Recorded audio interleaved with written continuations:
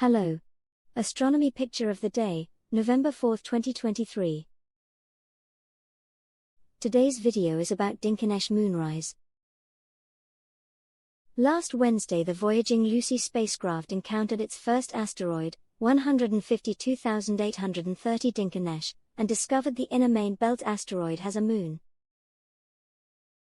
From a distance of just over 400 kilometers, Lucy's Long-Range Reconnaissance Imager captured this close-up of the binary system during a flyby at 4.5 km per second or around 10,000 miles per hour.